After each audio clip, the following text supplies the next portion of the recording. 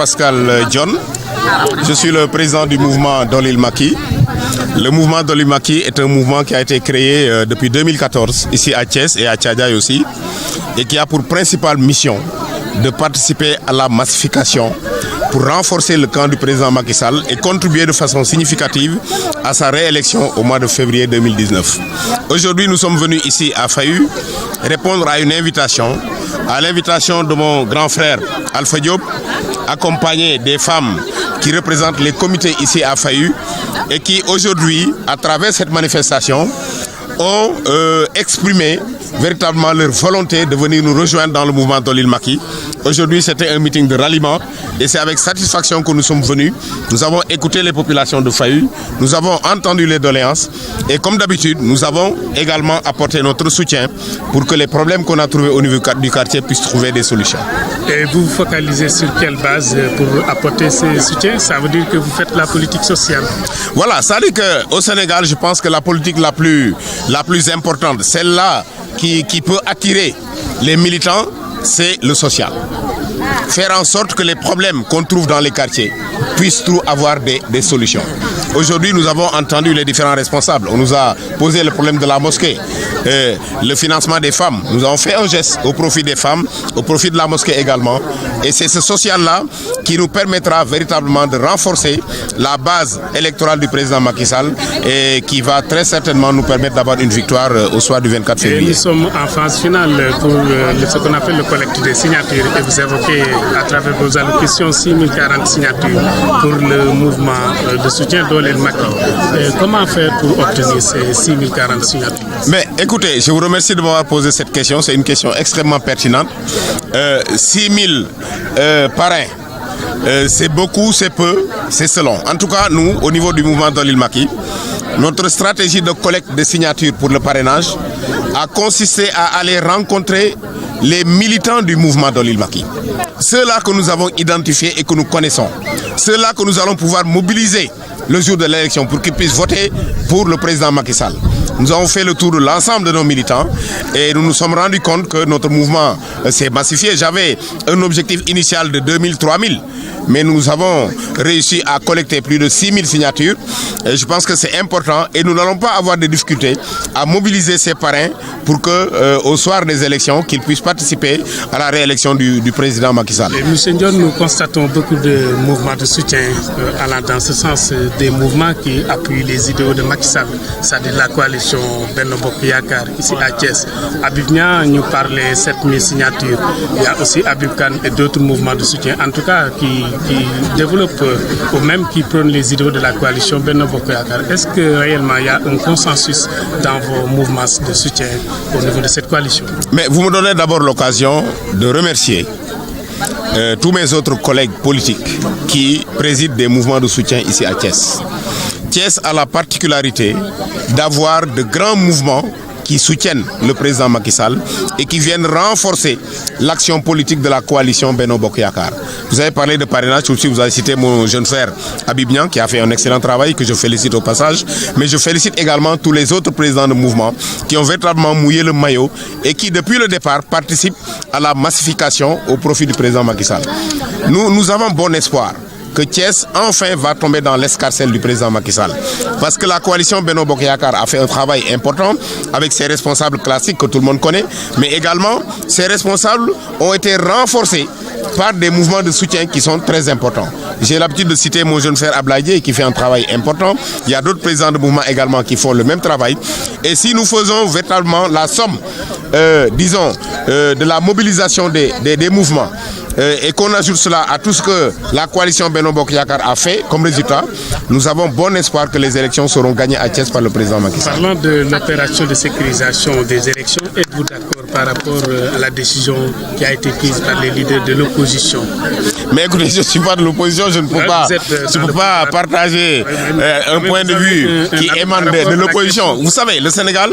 est un pays démocratique. Nous avons connu 2 alternances pacifiques. Donc je ne comprends pas vraiment une opposition qui insiste sur la sécurisation du vote, etc. Le vote au Sénégal a tout le temps été sécurisé. À chaque fois que les gens pensent que nous allons vers des dérives, nous connaissons des élections apaisées.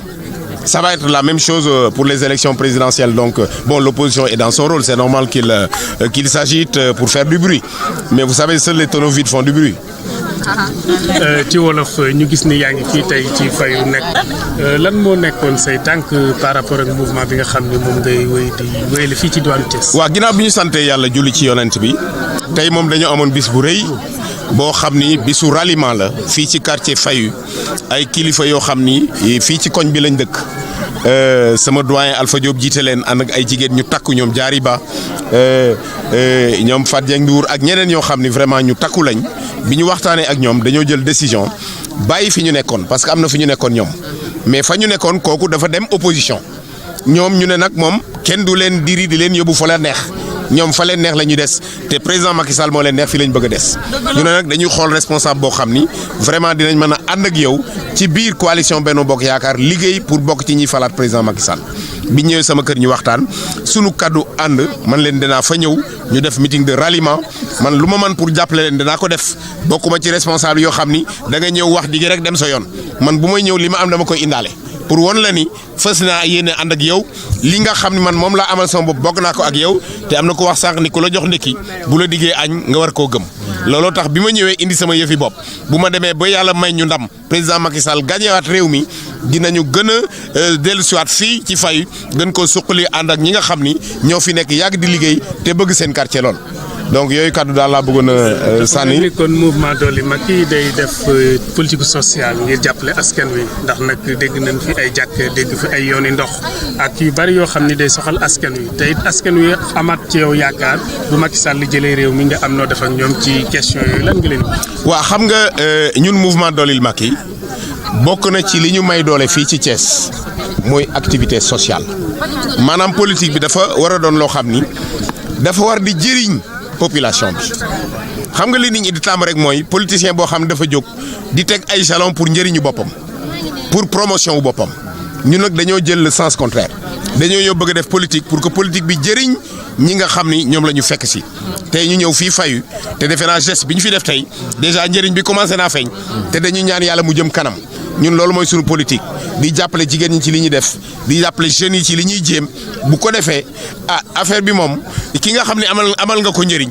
kooku bu dee wut ku muy àndal yow lay àndal loolu mooy sunu stratégie def social kéemtulaay sunu kattan nag évidemment nos moyens sont limités parce que du ñu ministre du ñu directeur général mais nag ci li ñu yàlla dénk nangu nañu di sacrifier wu pour le président Macky Sall pour yaatal mbooloom loolu mooy sunu politique sociale te ñu ngi ciy sant yàlla bu baax parce que nag depuis lors sunu mouvement mi ngi yokku mi ngi yaatu yaa wax léegi 6000 militants c'est pas 600 personnes c'est pas 60 personnes te loolu wax dëgg yàlla liggéey moo koy joxe parce que nit ñi nag boo leen amalee njëriñ rek ñu amal la njëriñ loolu mooy sunu philosophie moo tax vraiment bëggoon a ñëw sax nee nga juróom-benni junni signature ak ñeent fukk am ngeen ko ci askan wi ndax mën nañoo xam signature yooyu wér na wala déet. waaw très bien ci biir coalition Benno Bokk Yaakaar dañu gis ni mouvement présidentiel yi bari na trop ci Thiès Habib Niang mi ngi xëcc fële Habib Kane Abdoulaye Dieye yéen ñëpp ngeen booloo rek bëgg a jàppale Macky Sall ndax loolu indiwut ab jafe-jafe ci seen biir. waaw li nga wax ci parrainage bi am na solo trop ndax wér na.